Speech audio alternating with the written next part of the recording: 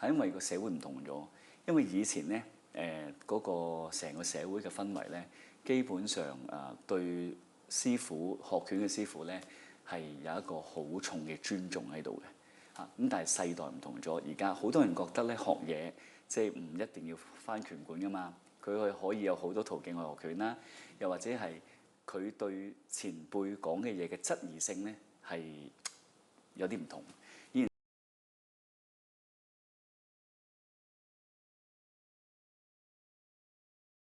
因為我各司其職啊嘛，咁你有好叻嘅人，咁可能佢係好叻喺技術度，咁唔代表佢喺宣傳度上邊或者做呢個推廣會好嘅。咁我哋想講話，其實你係需要將佢傳遞落去嘅啫。咁所以我覺得其實越多人參與就越好，所以我就唔係太介意嘅，即係等於你。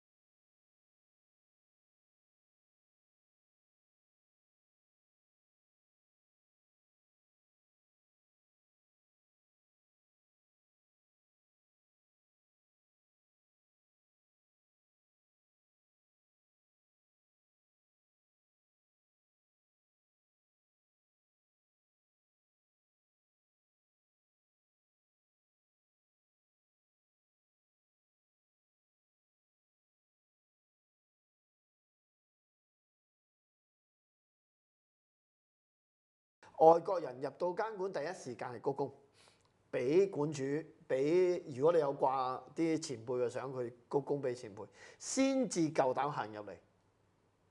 依度我諗嘅人，喂師傅都好好噶啦，咁樣即係起碼叫你。如果唔係入嚟劈低個書，劈低個背囊咁就坐喺度，等一陣打下機，復還 WhatsApp 先，係嘛？香港係咁嘅環境啊嘛。但係外國人係好肯定，我可以話俾你聽，入體育會，譬如詠春體育會，我師傅以前喺度，佢哋去到個走廊。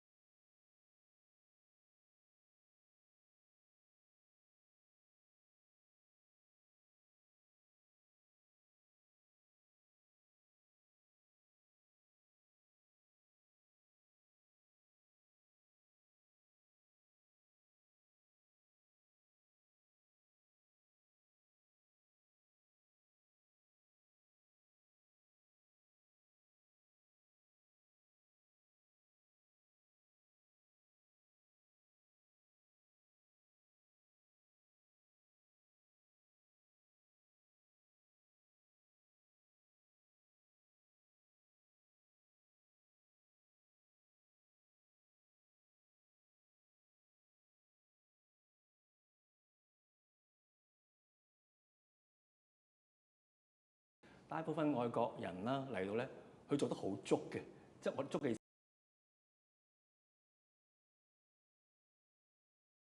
大部分外國人啦嚟到咧，佢做得好足嘅，即係我足嘅意思係我哋以前嗰代嘅嘢做得好足，譬如去尊師重道啊、禮貌，佢哋做得好足嘅。